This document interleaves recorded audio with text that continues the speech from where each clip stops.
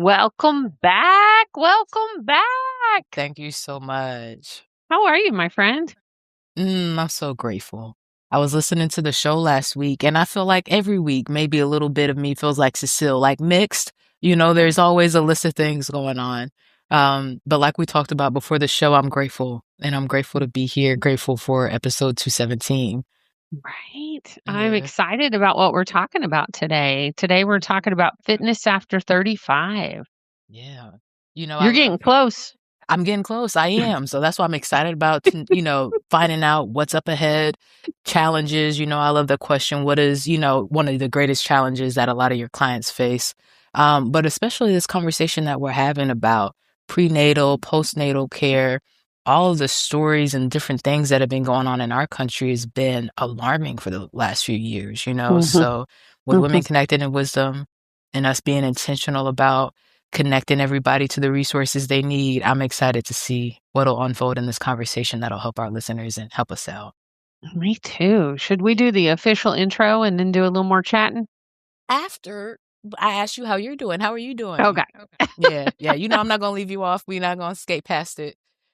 I am okay. Mm, I'm just getting back from 10 days of travel and a lot of airplanes, a lot of different beds. My body's a little fussy, but I'm grateful to be home. I am grateful to be resetting my systems and being in my routine.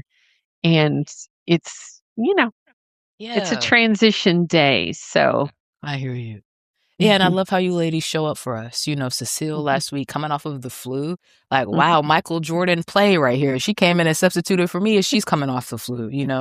And you this week, I hear you on what your body is giving you feedback. So thank you for Yeah. consistently showing up for us. Well, I love it. Yesterday would have been challenging because I got in at 6:30 AM. I might not have been able to say my own name, but, yeah, I'm grateful. We have created these lives where we get to go and do the things we love and connect with people, and I had a very connecting 10 days in California, and it Good. did not stink to be in sunny California Yeah, when the weather in parts of the country were so cold and frigid. really. And, I walked 7.5 miles one day because it was 70 degrees and sunny, and everybody that I had a meeting with locally was like, "Hey, you wanna take a walk to the lake?" And I'm like, "Yes."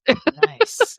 I'm looking at the Super Bowl and I'm like, where are they at? Because everybody Puerto else is Rico. cold right now. It's right, Well, exactly. this for the halftime, they were in Puerto Rico, You're in but yeah, Puerto Rico.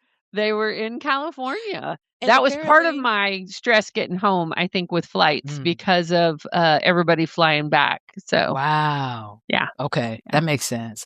Mhm. But apparently there was a second halftime show. I don't know where they Oh, were. yeah. Yeah. Oh, Yeah, I saw a picture. I thought that was mm-mm, a different year. mm-mm, So, but yeah, yeah, you know, yeah, yeah. yeah, we can go to the intro on that one. Yeah, 'cause I have a lot to say about that, And and, we let's and we can let's say more intro if it. you want to, but yeah, we're going to talk about how to be well and wise, right? Hey, y'all. I am Shannon Mitchell, a Black millennial entrepreneur, Amazon bestselling publisher, author, and all natural product manufacturer. I'm a champion for your natural self-care, sustainable business care, and overall intentional wellness. Hi, y'all. I'm Christine Gautreaux, a white social justice advocate, an international speaker, coach, best-selling author and publisher, and a dancing social worker who helps you upgrade your self and community care. Yes, together we are a podcast rooted in the 8 dimensions of wellness and the co-founders of Women Connected in Wisdom community. And we like to get together every week with special guests to have intentional conversations about how to be wise in business, relationships, and wellness. How do we do this? Yes, so important. So important. Right? Yeah, I love that we're talking about physical wellness today, and especially when my body is really talking to me. Yeah. What's coming up for you around this dimension this week? Oh, just more rest. Mm, You and I were talking in our production time about how I had some experiences in California with different events I was leading or co-leading or attending, and rest just kept coming up. mm. And I know, especially for women, it is one of I was raised in a family where if you were seen sitting down, you were given a task, right? Or if it was always you've got to be doing and producing and it's really coming up for me even when there's more to do lately about the importance of the rest. Mhm. I've been thinking about it for myself, with things like last week and sitting down. Um, what were we talking about? I don't know. Now my brain is glitched. I'm still thinking about Bad Bunny. I'm still thinking about the halftime show. Was Uh, so good. it It was was so good. It was good, and I saw information about the choreographer, and it finally clicked. Sometimes this thing with artists will happen when they click into place and you can see their signature. And as the Mhm. halftime show was coming, I was thinking about Kendrick Lamar, and then I saw that the same choreographer had done both. And I was like, "Yep, I see you. Okay. I could see it." And phenomenal, phenomenal. I would say top 3 choreographers, and if it wasn't this one from Atlanta that I know that works with a lot of famous people, she is top 3, top 3. She did a phenomenal job, so I was super happy for Bad Bunny to get that experience, and I hope that he was able to enjoy it. The only regret I had Mhm, is if I'd have known where the halftime was and mhm, been prepared enough, I'd mhm. have applied to be one of the grasses. Mm, 'Cause I was out in that area. I could have done it, man. You had to be 5'7" or higher. but I what was like, about I your could have rest, Christine? It sounds like you're trying to I triple would book yourself. I would trade my rest to be grass for, Y'all a cane field grass for do Bad y'all hear Bunny. I this? mean, wouldn't you, though? Wouldn't you? I would. I'm not gonna See? lie. I would've been out Okay. there. I said, "Oh, they're moving. There's somebody in there. It's like the master of Right? disguise." Right. But, but still, we gotta do Joe would both. have wanted to have been on the field dancing because Yeah. Zumba we Zumba every week together, and Bad Bunny is one of our Zumba Mhm, song the I mean, song's nice. multiple. So, our shout out to our Zumba teacher, Fawn. She's a Mhm. huge Bad Bunny fan, so she had been prepping us for this, I think, Same. before it was even announced that he was gonna be showing in the in the Okay. See, Super because 'cause Bowl. I'm gonna do a back study. I'm gonna go through, I'm gonna look at the list of songs, go look at the lyrics, right? Because I speak Spanish, but Yeah. I still don't know what they're saying, right? So I'll go Yeah. look at the lyrics, then I'll go look at the research with what everybody's saying about it, and then I might watch it again. But Ooh, see, I yeah, love that. yeah, That's what I did when Beyoncé did her, bowl, that halftime show, yeah. oh, It was so good. Was good. it Coach Carter? And I think the Yes. same choreographer did that one. It was good. Oh, Yeah. now I gotta check She's that. Oh, yeah, check her out. If that's the exact same choreographer, we need Mhm. to tag her in our I show think her notes. name might be Chanel. I don't wanna say I don't know if I remember it correctly. It might start with a C. I'll see if I have it saved, but yeah, Okay. she's amazing. Phenomenal. Alright, Yeah, we probably should talk about the dimension we're talking about we today should. and, pull our guest up here. You ready? Yeah, absolutely. All right. So, y'all, today we're talking about physical wellness. Physical wellness is the ability to maintain a quality of life that allows you to thrive in your daily activities without undue fatigue or physical stress. Physical wellness recognizes that our daily choices, habits, and behaviors have an impact on our overall health, well being, and quality of life. Yes. Well-being. That's what sticks out to me this week. What about you? Well, I was just thinking about how much I was able to move last week because the weather, I love to exercise, but I especially love to exercise outdoors. And Yes. how many steps I got in last week and so much of it was because I wanted to be outside in the sun. So this time of year, I have to really have those daily intentions. That's what's coming up for me about the movement when the weather's not good where I'm at. Yeah, and it's been a conversation we had. I was offering somebody, um, the resource of a vitamin D light the other day, like, if you Mhm. can't get outside and you know you need the vitamin D and you're in a shaded Mhm. place, maybe a vitamin D lamp, right, y'all? I've seen them on Amazon, maybe $20 a few years ago. I was Mhm. looking it up for somebody. Um, Did where you can know that Georgia is right on the line for that? what do you online for what? That we don't get enough sunshine? It depends on the year whether we get enough sunshine or not, That makes because my sense. vitamin D was really low and I looked it up years ago when I moved here. Because 'cause I'm from Yeah, Texas and, yeah. being from Texas, we got enough sun, and, but here it is we're right on the line for not enough sunshine. That makes sense. And that's why I love that we talk about being intentional in your body because it Mhm, makes sense. Like certain years in Georgia, I would feel it, others not. It would mhm, depend on what my level of activity was. And I didn't even really notice it until COVID mhm, because throughout high school, I was outside, right? We had bands. So I mhm, was band camp, mhm. practice at all the football games. Like, I don't think I ever missed a football game. I don't think I did. And then after college, we had rounds as RAs. So we were walking around campus doing different stuff. Of course, I was on campus. But as I got into the hospitality industry, in the kitchen, there's not windows in there. You're trying to cook the food. You're not worried about Right. the beautiful sunset, unfortunately. And so COVID really had, vitamin D and being intentional about how I take care of myself, front of mind, and how I keep my levels at a certain place to make sure that I don't go below what I need. And that's why I'm Mm, super excited to have this conversation with our guest because like hormones and like really specific scientific stuff, I think I know sometimes, but outside of that, I'm going to be trying to look it up. So I love being mhm. connected to people who can help us know what tests to run, know how to think about it so that in different seasons or different stages, we can maintain our wellness. I love it. Let's tell our guest about who's on today and get her up here. Okay, y'all. Today we're going to be talking to Dr. Desi Bartlett. And Desi Bartlett is passionate about sharing the joy of movement with over 25 years of experience in health and wellness. She holds advanced certificates in yoga, personal training, prenatal and postnatal fitness, and has worked with celebrities like Ashley Tisdale and Kate Hudson. An internationally published author of Your Strong, Sexy Pregnancy and co-author of Total Body Beautiful, Desi brings her experience to DesiBodyMind.com, offering transformative content for physical and mental well-being. Desi, originally from Chicago and a proud mother of two, now resides on the picturesque island of, let me make sure I pronounce it right, Oahu. Help us welcome to the stage Dr. Desi Bartlett. Hi, Thank you. Desi. Hi, thank you so much for having me. I'm so excited to connect with you both. And I have to tell you, I'm kind of nerding out a little bit when it comes to the Super Bowl conversation. So I'm really passionate about helping women through different stages and phases of life, especially when those stages and phases are particularly transformational or impactful, like pregnancy. And Yes. so when you all were talking about Bad Bunny, where my brain went was also uh, Rihanna.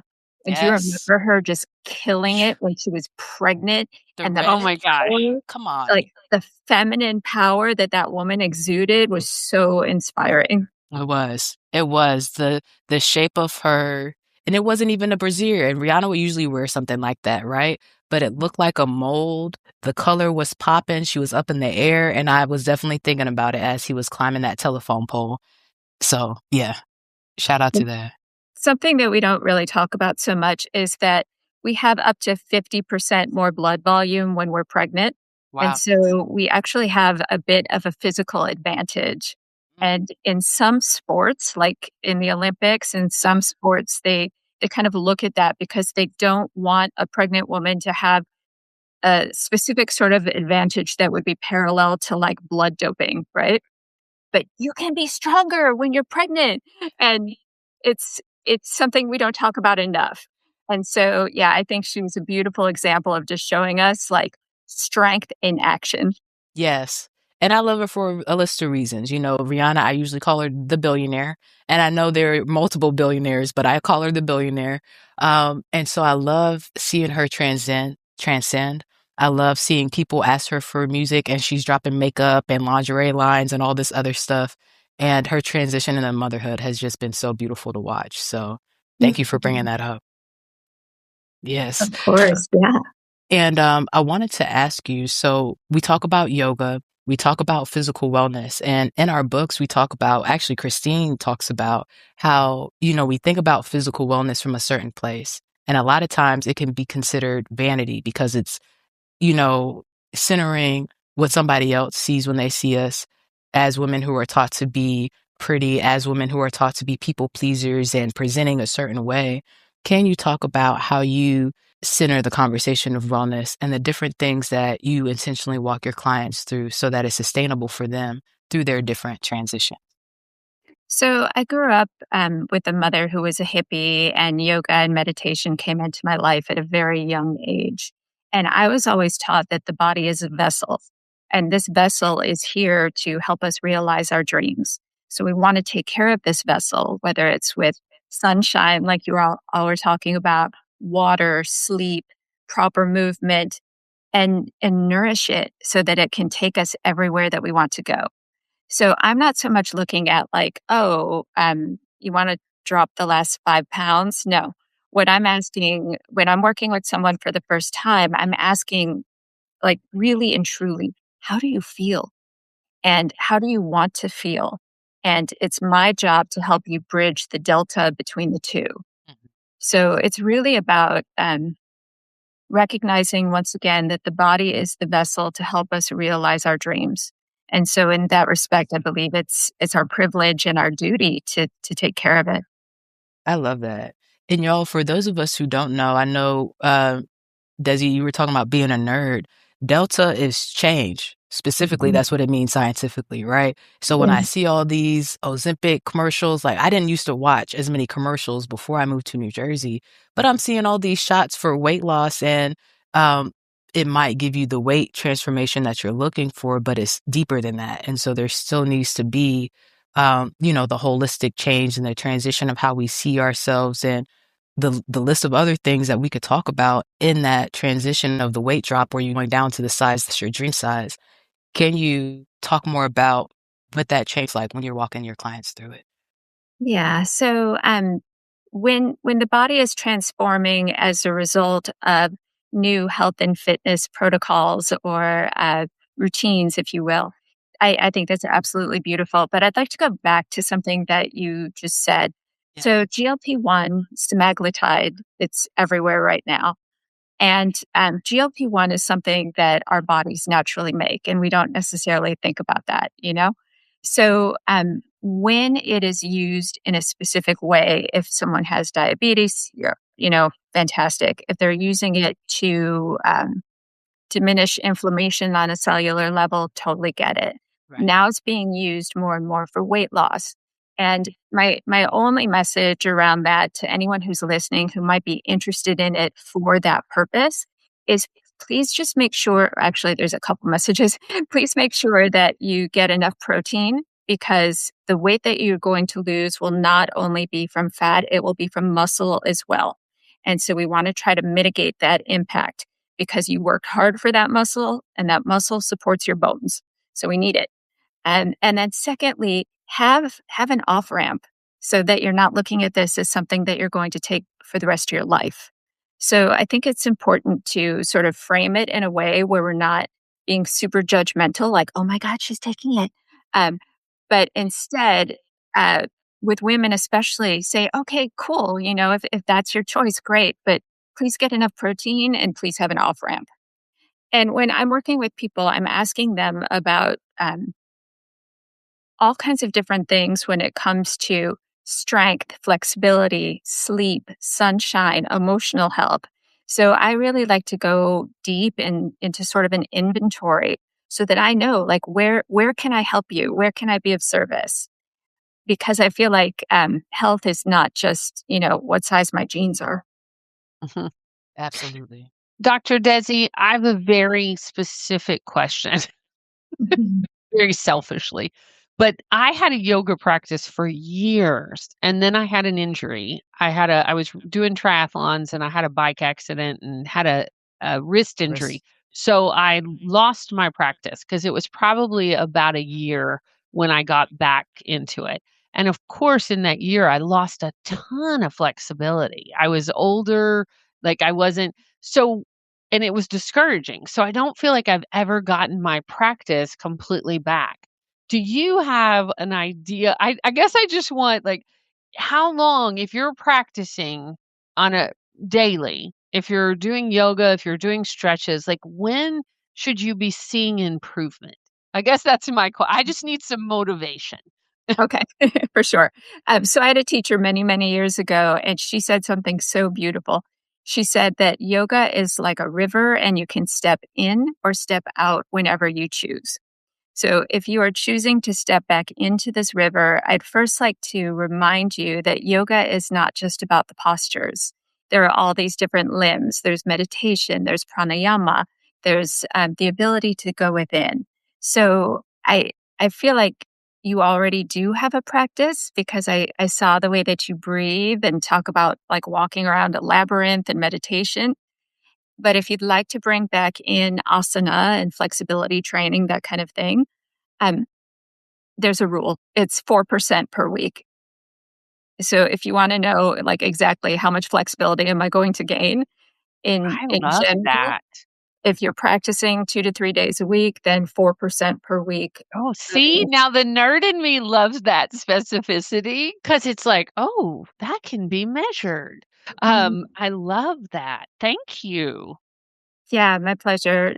So the muscles that support the joints, uh, each of our joints has a specific range of motion, right?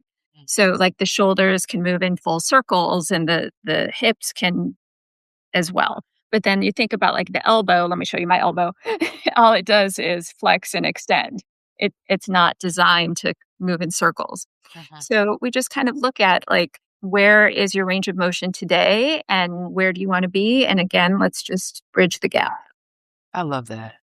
And Christine, I could share too. I just started. What is Dr. Desi? What is the stretch called when you're laying on your back and then you put your legs over and then behind your head? What is that stretch called?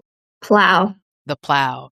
So Yeah. I started the plow back, right? Because I could tell the difference in the bottom of my neck, I guess the Mhm. top of my spine, right? And the bottom of it, at the bottom of my back when I don't do it. And I did it in the morning. And then by the nighttime, I think I had done it like 2 or 3 times that day. And I could already tell the difference.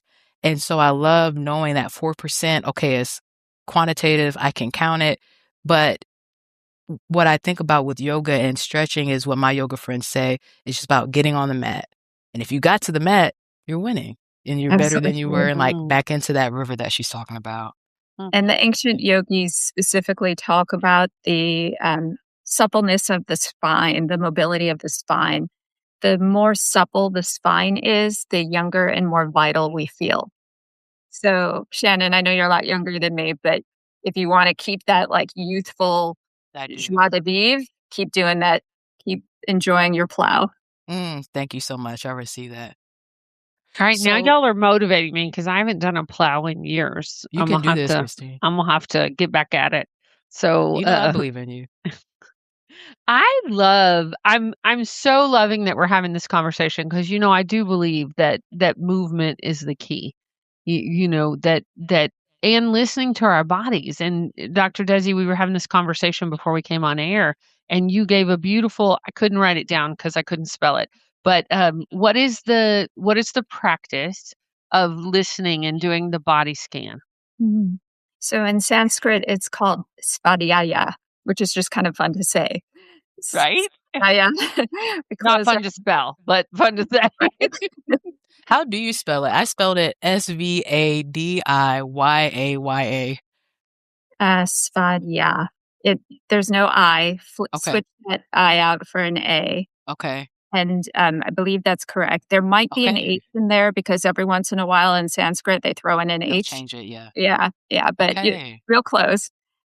So basically, it's a body scan. We close our eyes, breathe deeply, and simply go within and check in with each part of the body. Check in with the feet, check in with the legs, check in with the hips, etc. And then after you finish the physical scan, you can move on to an emotional scan. How's my heart? How's my mind? Mm. And then move on from there. Thank you so much for that. I didn't realize until you said that I usually combine them. I hadn't thought about the different systems, so I like that to make sure that I'm completely scanning my physical body and then doing a scan of the other systems. Okay. And it's all interconnected. Of If course. you only scan one, then you will have feedback from the other. But I like to address each. I like Yes. the intentionality of that. Because I do body scans on the regular, but to add, like, how's my emotions and how's Mhm. my mind and right? That's Yeah. that's a beautiful practice. And I was thinking about you this week, Christine, breathing in between a place that feels good in your body and a place that might be giving you some feedback, Mhm. and so I love doing that. I would love to go into um, more of your work, Dr. Desi, around prenatal and postnatal care.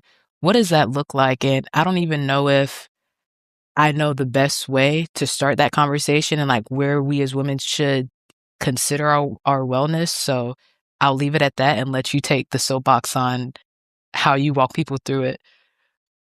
So for me, as a trainer, as a yoga instructor, as a fitness professional, I never wanted to teach prenatal until I had experienced pregnancy in my own body.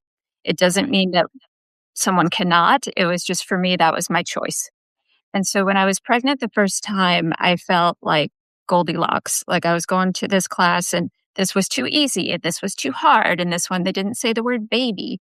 And at that point, I already had my master's degree in corporate fitness and lots of certifications. And I had this moment of like, oh my gosh, yes, I have the tools and now I have the experience. So I closed my eyes, I went within and I talked to the baby inside. And I said, please guide me. If anything doesn't feel right, I will be receptive to your feedback. So I created movement patterns and started to get really sort of myopic about it, a little obsessed. And so that led to creating DVDs at the time and writing my first book because I felt like there's so much information and it's not always available and it's not always put together as Cohesively? clearly, yes, as cohesively as we might need as women. It might just be a little bit of this and a little bit of that. And so I wanted it to be super, super clear, something that everyone can follow. You know, what is it that you should be doing in terms of physical movement? And the general rule is if you didn't do it before you were pregnant, pregnancy is not the time to start. So, for example, I'm not going to give you a HIIT workout if you're 3 months pregnant and you never did it before. But there are some exceptions to this, of course, and yoga, especially gentle yoga, we can absolutely start during the pregnancy. And I look at it as an opportunity to connect with the baby. So imagine, you know, I don't know what your relationships with your moms is or was, but imagine if we could open the line of communication with our children while they're still in our bodies. And so that's what I'd love to offer. Oh, I just love it. Thank you. When I've had 2 kiddos, Dr. Desi, and I learned a lot between the first and second, and especially about your body when you're carrying babies and between the first and second, I became a birth doula because of birth trauma in the first one. And so I Mhm. learned a lot more about my body. And so by the time I was pregnant with the second one, which was who she was 4 years after the first, I was doing that. I was talking to her, I was having the conversations, and, I will never forget because I was overdue, and I had a midwife because I had decided I was gonna do a home birth for my second, and, I was working full time in foster care and adoption, so I had just gone and presented a family and matched them for an adoption, and I went back to my office and I was typing it all up just in case.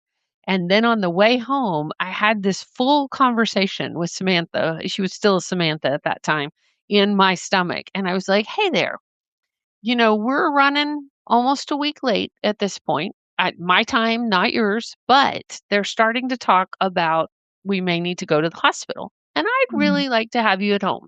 So, can we talk about you coming out?" I had this whole conversation with her. I wake up the next morning in labor, right? In labor. And so I labor at home all day long.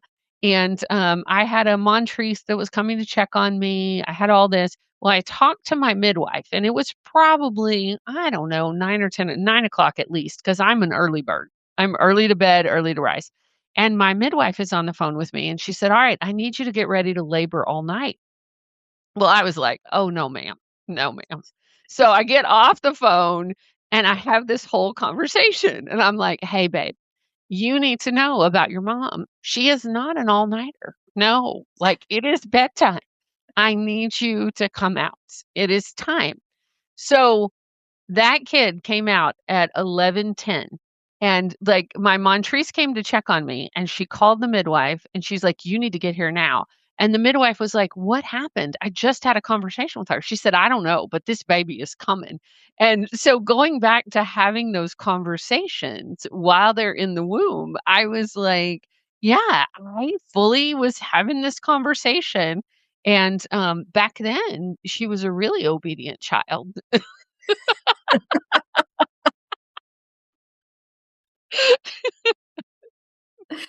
I love that story, Christine. Thank you so much for sharing that. Hey, y'all, this is a great place to take a break, take a deep breath, and hear from our awesome sponsors that make Women Connected in Wisdom podcast possible. Shannon, we are so grateful that Shayla Glow is the sponsor of the Women Connected in Wisdom podcast. And I wanted to take this moment to ask you, when you think about the people who use Shayla Glow, who are we talking about? That's a good question. I think about 3 groups really. One, the group that's removing hair, right? So whether you're using laser hair removal, waxing, shaving, you got to make sure that you're putting back what you're taking out. The second group, I think about those with dry skin and the problems that that might cause, right? The scars, itching, burning, whatever the situation is, you definitely need all 3 steps, right? The exfoliation, making sure you're taking the dead skin cells off. The oil, putting in the moisture, and then the shea butter with the aloe, sealing it, helping you heal. Those things help both groups, right? And third, for the third group is those with chronic illness. You know, the story is personally from cancer and different diseases that our population is dealing with on a daily basis throughout families as individuals. So I'm thinking about my mom and my grandmother and those around me with the same generational ties, right? And what positive, healthy habits we can start to make sure that we're maintaining our wellness, especially because the skin is like the cape, the exterior, the shield for your immune system. So with COVID, we have to be intentional about covering ourselves. And those are the groups I think about. I love it. And you know what else I love about your product? It's all natural, handmade, and it smells great, y'all. So yes, yay. Tested. Yes, esthetician tested and approved. Yes. What about you? When you think about your company, what groups of people do you think about? Well, you know, I work with individual coaching clients, I work in community classes, and with corporate teams. And with all of them, I use a strength-based, embodied approach to help folks connect with themselves and access joy, reduce burnout, and build resilience. You know, especially during these times, I think we need it. I think we need all the hashtag partnership power we can get. Yes. I start at the same place that you were when women are asking me, when they say, I really need or want to go into labor, or like, how can you help me get things going? The first thing I offer is always, please talk to the baby inside. And you can say, hey, it would be easier for both of us if this works for you and it's in your divine right timing to come like now. And yeah, from there we can get into like cool postures, you know, different sorts of inversions for helping to move things along so that the baby can engage with the pelvis. But I always start with talking to the baby. Right? And it's magical. It's magical. And really feeling into their spirits. And it's hysterical to me too when things, even when you don't know. So with my first, I wasn't as aware. I was I was younger. I was just getting into holistic things. I do remember though, so for that labor, it was December 18th, 17th, 18th. So I got on this kick where all I wanted to listen to, it was Kenny G's. It was back in 1997. So it was Kenny G's holiday album. And that's all I wanted to listen to that whole time because it soothed me, right? Well, that kiddo came out. She does not like saxophone at all. Never has, will not. She plays classical music, but saxophone is off the chart. And I'm like, oh, I ruined her for life because I listened to it for 18 hours on repeat. That's adorable. I love that. I see you I love talking, Jen. those. Oh, Yeah, I'm just thinking about the girls and enjoying learning these little details about them. I hadn't thought about it in years, Desi. So I Mhm. love having, because my kids are now 27 and 24. So it's, or 23 and 27. Or wait, 24 and 28. Good Lord, I'm at that age now, y'all. I don't know how old they are. They're in their 20s. You've done a phenomenal job. Yes. So so I have not thought about this in years, but I love having this discussion because, it is so much a part of our listeners' lives, whether they're thinking about having kids, currently pregnant, or postpartum. And I had a curiosity about the postpartum part of the work that you do with clients. Will you tell our listeners a little more about that? Yeah. So when I'm working with women who have recently had a baby, I want to be really mindful that the body is still not a stable system. There's still a lot of movement that's happening internally. When in the days following the birth, the uterus is contracting and it goes through a process called involution. So we have this like crazy idea that we tell women like right after you've had the baby that your tummy's going to be flat when you leave the hospital. I'm like, no, no, no, no, no. We still look like 8 months pregnant when we leave the hospital because the uterus has not contracted back down to its original size, which is typically like the size of a fist. So once that process has begun, we can begin with deep breathing and soothing your nervous system and talking about how every time we exhale, at the end of the exhalation, you have an opportunity to ever so gently engage your core. It's just a little hug in towards the spine. And I keep them with that for the first few weeks so that when they go to lift that baby, they can engage their core so that they feel safe. Then we start with walking, walking with the baby, wearing the baby. Each week, our baby is going to grow. They're going to thrive. They're going to put on a little bit of weight. And in the same way that you get more flexible if you practice yoga each week, you're going to get stronger if you're lifting progressive load, which is in this case, the baby. The baby's getting heavier and heavier, and your body has a specific adaptation to that demand. So now your core is engaged, your biceps are engaged, you're bonding with your baby, and it's this really beautiful process. From there, then I can move into yoga and into light fitness. But what I see is I see some women, the word that I like to use is frisky. They get too frisky with exercise immediately. And they start to like do like full sit ups or leg lifts because there's this like judgment around how we should look instead of listening to the body. And we ignore these signals all of the time. Whether it's waking up and you feel really tired, and instead of giving your body a little bit more rest or a moment or water or sunshine, what do? We grab for espresso, we grab for simple carbohydrate, and we're like to the body. And the body is not always going to be that subtle. At some point, it might scream. And so with new mommies, I want to make sure that we stay receptive to the subtle feedback because now it's not just about her. She has someone else to take care of as well. Oh, I so believe in that. And especially if you're nursing. And I had to learn that the hard way about hydration and doing too much, especially the second one. Because, I think with the first one, I know for me, I was more nervous and more tuned in and reading all the things. And then the second, like the more, then it was like I was juggling so many things. Mhm. And I think as women, if we're working or whether we're working in the home or outside of the home or a combination, there's just always something else to do. And so I think it's easy sometimes for us to ignore those signals like you're talking about really listening to what do we need in this moment to take care of ourselves.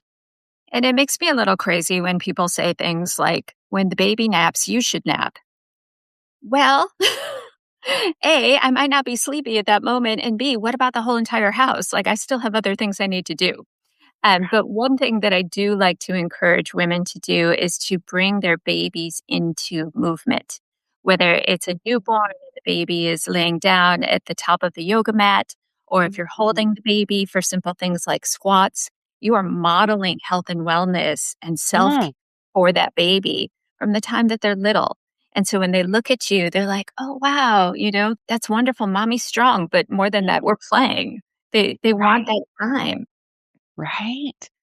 I love that. I always think about that when I see moms or dads, or folks out walking with their babies or, or in their bicycles. My sister and my nibblings, they're in Boulder in Colorado, so they do a lot of cycling because that city is so built for cyclists, and I love that. Like, I love, getting kids into movement from the very little.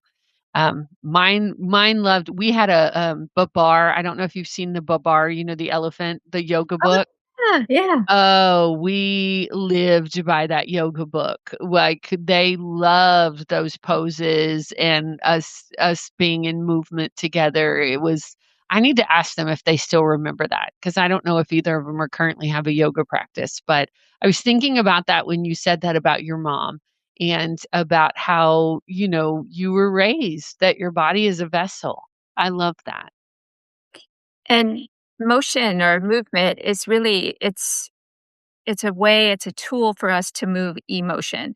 And so if we're taught as children, like if you're angry, if you're feeling just really frustrated, we can move and we can move that out of your body.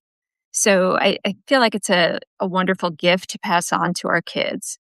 And Mm, Christine, I just have to share for a moment because of your Kenny G story. I mhm. was thinking like, oh, I wonder if my kids are kind of like over anything if I did it too much. Um, they're not super excited about yoga practice all the time now because they had so many years of it. They will get on the mat and they'll practice with me on my birthday every year. So God bless them for that. What I do see is that they each have a foundation for movement. And so Mhm. now one is in basketball and the other one is in baseball, and they have their individual expression of what that looks like. But Right. in my heart, I know some of it came from what we did. Oh, you know it. Absolutely. Mhm. Now, Shannon, as somebody who hasn't had kids yet, Mhm. do you have any questions or thoughts about this in regard to as you prepare for that stage of your life? No, I think so. Yes, I have another question, but I can tell you to specifically answer your question, Christine, the way I've really been enjoying having access to all our amazing expert guests before I get there to all these stages is trying to empty my mind from what I think I know, right? And then just let you tell me. And what I found, even as a new fiance, right? I got here and I'm like, oh, wow. I'm so glad I asked that question because this is what she was talking about, and I had no idea, and I know exactly what she's talking about now, and so that's kinda how I feel about it, and so I welcome whatever you ladies are sharing, whatever comes up. My question that I was thinking about, though, specifically, um as we talk about it is this post that I saw and was talking about what we're sharing about postpartum and how, we're excited about the bump and then the baby comes and we're excited about the baby and the mom needs to be held to, Mhm. so when we're are for the listeners who are moms right now, and are looking for the community or trying to, they're connected to Women Connected in Wisdom because they need the resources and they may be telling themselves right now that they don't have the support that they would like to have as a mom, right? And they might not feel like they have somebody physically there to hold them like they're holding this new baby or their second child, right? How does that woman intentionally take care of herself so that she can recenter and get to the place of taking the deep breaths and the new normal of the rhythm of her life? Such an important question. Well, first of all, let me just tell you that if you choose to become a mother in this life, your baby will have such a gift in the power of your voice, Shannon. Your voice, I think I've told you this before, it's like warm honey. It's like a Mm. cell.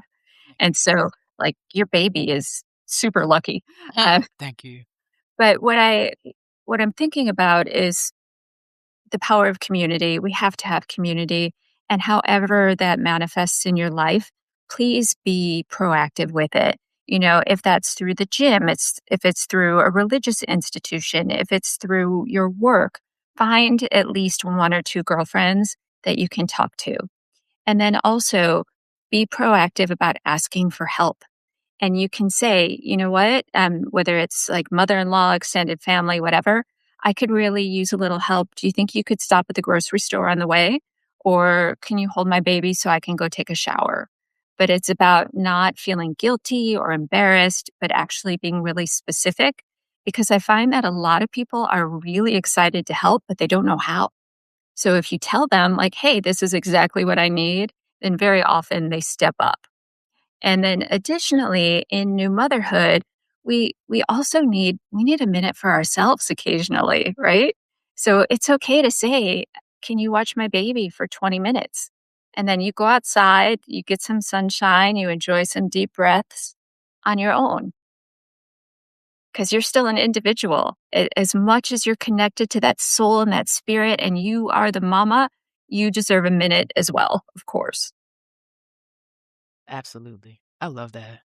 And I just listened to this piece of advice. This woman was like, "Stop telling people that you don't need anything when they ask you. You do need something. You need Yeah. something right now.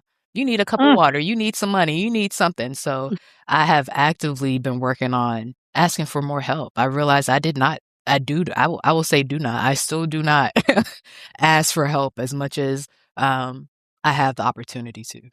So I And I hear think what you're Oh, saying. that is just habit, you know? Yeah. "How are you?" "Fine." "Need right. anything?" "I'm good." Good. Yeah. Well, especially when you're the caregiver, usually. Yeah. When Mhm. you're the person used to taking care of other people. You saying all this, it made me think about, and I can't remember it. I'd have to go back and look and see if Mhm. I kept it. I had a community when I had my first child that I can't even remember what it says, but they gave me this piece of paper to put on my door. I was in married student housing at the time, and it was this lovely invitation that if you were dropping off food from the food, because somebody had created a food chain for me where, they people would drop off food for the first couple of weeks when but it said, unless you've made prearrangements, please don't knock, please don't, it really gave specific instructions. And oh, if you are coming in, pick up a room and do it was lovely. It was this beautiful invitation to community. And I think about it because at first I felt really guilty because I was like, what do you mean I'm not going to talk to the people that drop off food? Very Southern. But but I still remember, like, one of the meals that was dropped off was from my chiropractor and his wife. One of the best meals I ever had. They sent the recipe with it too, and it's a meal I still cook for my family to this day because it was so nourishing and it was such a blessing in my life that I pass it on, and then I do that for new moms. And it was, they made it homemade, they put it in this is what you wanna do if you wanna freeze it or if you wanna reheat it, and here's the rest. And I was just like, what I like that it stuck with me 28 years later, that I still have that feeling of warmth and kindness and being held during that time in my life. Yeah. I love that. So I'm very hippy dippy, and Mm. I truly believe that food holds energy, and the intention that you have behind preparing the food is held in there. And so the intention, it sounds like, was nourishment and kindness and generosity and love. Mm. And so you feel that to this day. To So this, like, 28 years later, amazing. right? And I've been out of touch with these folks for probably 24 years I from was gonna since the ask. time I moved. Like, I haven't Mm. I was trying to recall their names. It was Dr. L and his wife. Like, I would have to go back and look, right? But to still feel their love that much later is powerful. I love Absolutely. that. Yeah. And if And we I'm could, glad you had that. yeah. Mhm. What were you If gonna we say, can Desi? remember mamas and take care of them also, not just for the mamas asking and advocating for yourself, as I will ask you to do in everything, and that includes doctor's appointments, but also for everyone listening, if you know a new mama, go bring her some food. Bring her something that's going to have that kind of loving impact so many years later. Yes. Yes. Okay, so Dr. Desi, every week we talk about how we help our clients and our guests, right? But then we talk about what we do for ourselves because we know that Mhm. women who hold so much for everyone else, like you said, have to hold space for themselves as well. So for your physical wellness this week, what are you being intentional about? Mm. So I am in my early 50s, and that puts me squarely in that perimenopausal transition. And so what I'm being intentional about is protein. In addition to women on GLP-1s, women who are in perimenopause are at risk for not having enough protein. What that can lead to is something called sarcopenia, which is essentially like a degradation of muscle tissue, which in turn can lead to osteopenia and osteoporosis. So that's a really long way of saying I am starting to really look at protein content in each meal and making sure that I have it in the morning. It is a non-negotiable. I will put it in my coffee. I will find a way to do it, but that's how I'm supporting my physical vessel at this time. Beautiful. Thank you for that. Do you have a certain measurement? What's your goal for each meal? So my measurement for the entire day, I try to go for 1 gram of protein per pound of body weight. So I'll just make it easy and I'll use myself. I'm 118 pounds. I want 118 grams of protein. Do I have that every single day? No. If I get 80% of that, I'm super happy. But the way that I measure it, because I am not the person who has the time for the food scale and all the things, I don't want to make Right. myself crazy with it. Mhm. I use my hand. So the palm is essentially the size of the protein at every meal. The entire hand is the size of the carb at every meal. And then like half a palm is going to be the amount of fat. So I just eyeball it. Okay. I love that. And I love that you are not trying to be a perfectionist about hitting it on the nail every time, right? I hear you on the getting into, you talked about the myopic details earlier, getting down to the really small details, but just making sure that you do what you can. And I would say, even at my age, I fasted last month and I was not getting enough protein at first. And so protein is on my list too. But that is not my wisdom in action. Let me see. I love for my wisdom in action is something that you said earlier, which was nourish. And I'm going to nourish it, and that's for my physical wellness. I've been intentional about getting my weighted workouts and my inside workouts since it's been so cold. Um, but when we talk about babies and the pregnancy cycle and different things, it's interesting. I see a lot of similarities in business too, and so that's what I'm thinking about my list of people who we are supposed to nourish in the business and making sure that we communicate, whether it's marketing, social media engagement, and just getting all these resources to the people that need them. In general, I'm thinking about nourishing things. I love that so much. Let me just share really quickly, and then Yes. Christine, I want to hear yours. But Shannon, so when I'm working with people who are not pregnant, when I'm working with other instructors and I'm Yeah. teaching them how to teach pregnant women, Yeah. and I bring them into meditation and we connect with the belly, rather than saying, "Imagine that you're pregnant," I say, "Close your eyes and envision a project, a creative expression that wants to be born through you, and breathe with it." So I completely connect to what you're saying. I love that. Breathe with it. Yes. And I'll do hashtag breathe with it too. I like that. Mhm. Breathe with it. I Okay, love Christina. that. Well, I think mine very clearly from the universe this week is hashtag rest. Hashtag rest. So I also want to give a shout out because I did a quick Google search. Dr. Luquette and his wife are still practicing Okay. in Nacogdoches, Texas. So want to give Thank them you a so much, shout Dr. out for Luquette. that love that they gave me that many years ago. And Yes. And I yeah. wanna I wanna give a shout out if I could, because we mentioned her earlier, but we did not say her name, and we all talked about the Bad Bunny halftime show, right? Mhm. Charm LaDonna is the name of the Mm, choreographer. Great mm, job, Charm. I saw it. great I saw it. job. Yes.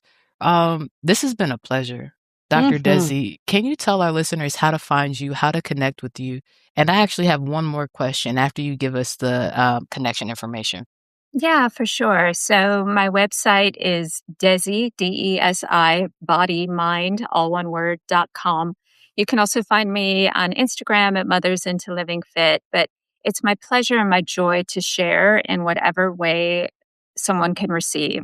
So I've written books, I have videos on my platform, I have videos on YouTube, I lead international retreats.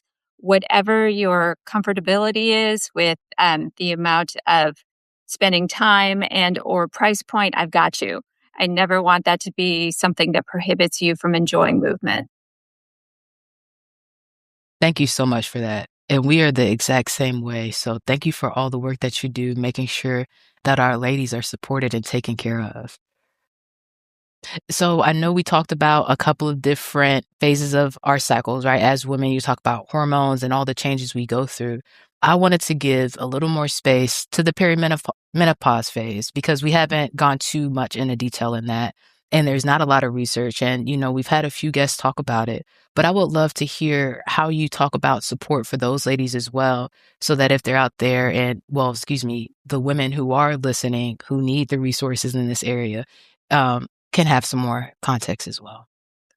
There's approximately $54 billion given to medical research in this country, and of that, less than 1% is given annually to perimenopause and menopause. We need more information, full stop.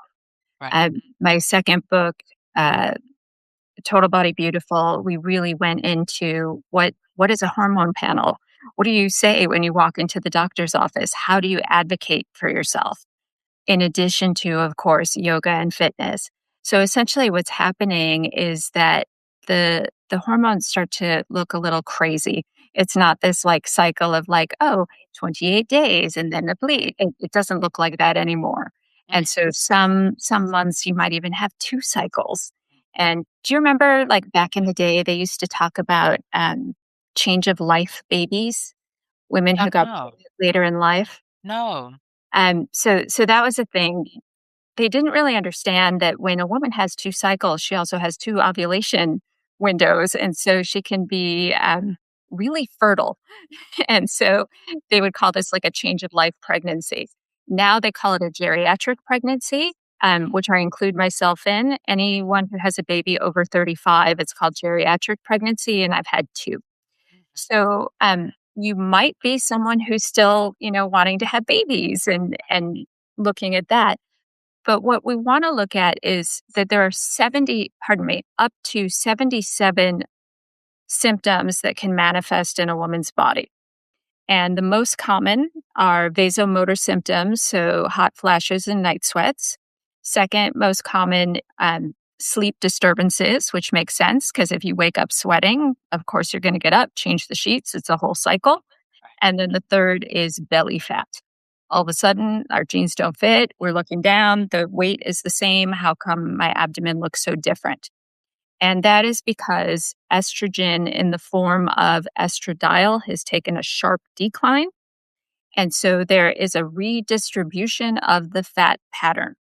Now, that's all the nerdy science behind it. But I also want to give women the tools like, what do we do? How do we mitigate these symptoms? How can we be proactive? And that's where my systems come in. That's where the body mind workout comes in. And I want to give you the tools of yoga, fitness, meditation, and nutrition, because it's all of those that help empower us through these stages and phases. Yes, yes.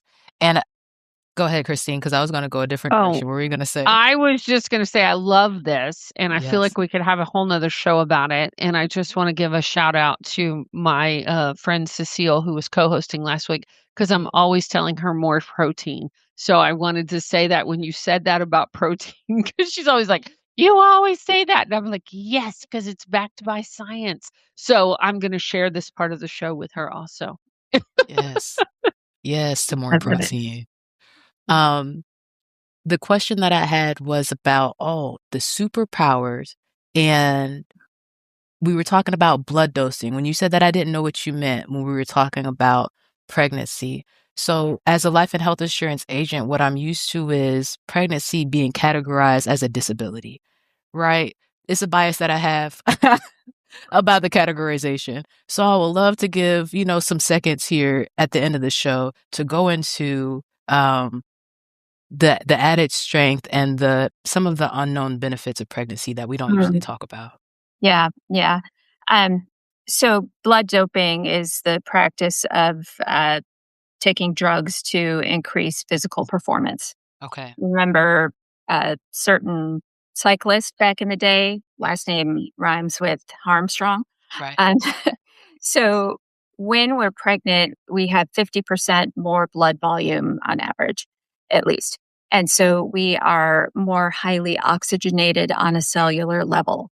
We are quite literally full of life, and we have this power and this strength. Now, we do have to know how to harness that and how to train it. And when you see it in action, it is so amazing. When you see people like Gabby Reese, like really pregnant playing volleyball back when she was pregnant, or you see Rihanna just rocking it on the stage, you can see like what's the extra kick, what's the extra spark, and it's pregnancy on a physiological level, on a physical level, and an emotional level. In my belief. Beautiful. Thank you so much for that. Mm, yum. Thank you so much, Dr. Desi. This has been an incredible conversation. Yes, it has. Thank you both for your time. You are such inspirational women, and I feel like I'm talking to my girlfriends. So thank you for the connection. Thank you so much. Thanks so much. And we're Yeah. grateful to be connected and to get our listeners connected with your resources and your amazing work. And I know you have a retreat next week, so have an incredible time. And I just, yeah, I'm glad for people to know you and to know your work. Yeah. It's an honor for you to feel that way. And y'all, this retreat that she has next week, so I'm going to tell you right now, it's already booked. So you got to get to her information early. You'll go to the page and it's down because I looked earlier, okay? But get connected. You know, if Dr. Desi is a great fit for you, thank you so much for coming on and sharing. Thank you both. I truly appreciate it. Absolutely. Talk to you soon. Oh my gosh, so good. So good. Yes. Yum. Boy, that took me back. I didn't expect some of those stories and memories to come up. That was fun.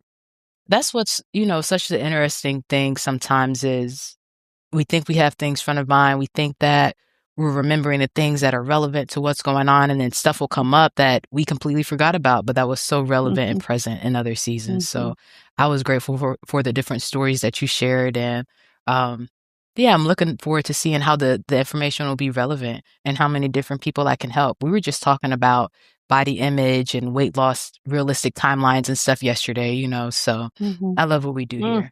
Yeah. Good stuff. Good stuff. Yeah. Anything we want to shout out before we close out episode 217? Absolutely, y'all. It is 2026 right now. It depends on when you listen to this replay, right, or where you are in the world. But right now, the doors are open for volume 3. So if you love, hearing these types of stories, if you love being connected to people like Dr. Desi, and you also have a resource, you also have a story that you would like to share with Women Connected in Wisdom, get tapped in, whether you're on the link, listening to the podcast, or on our link tree, there's a link there, put in the information for the interest form to volume 3, and we'll add you to our list of people that we're reaching out to. But, after volume 2, I was like, I have more to say. I wonder if we're going to have another book. We didn't do it last year. So don't wait till the next time. If this is a time and you feel that tug on your heart, see if Women Connected in Wisdom is the right fit for you. And we would love to have you join us. Yeah, we're looking for 24 authors. And you know what I love? Not just walking through the process, because we do all kinds of classes about writing your bio and your storytelling, and I love all of that. Yeah. But I also love the publishing part and walking people through how to be a best-selling author. Yes. And then I love our summit that comes afterwards. I missed having our summit last year, where then we walk our authors through how to be speakers and how to open up those doors as a best-selling author into speaking and letting the world hear your voice and hear your purpose and what you're doing in the world. It's just, I don't know, it lights me up. So I can't wait to meet this cohort of authors and see what they have to say. That's what I'm waiting for. I wonder who's going to be on the list. What stories are we going to be sharing? What are we going to be reading through? And I love seeing the impact, the people who come to the conference who may not physically be able to get there in person, but they can come join our virtual events. I was thinking about it when Dr. Desi was talking about her international event, was thinking about ours and what we've been doing over the last few years. So get connected, y'all. We'll be here live at 5 next week. In the meantime, be well, be wise, be whole. Talk to you soon. Peace. Thanks for listening. This has been the Women Connected in Wisdom podcast. On air live on Wednesdays at 5 p.m. Eastern via Facebook and YouTube. Be sure to like, share, and subscribe. Be part of the conversation and get connected at womenconnectedinwisdom.com.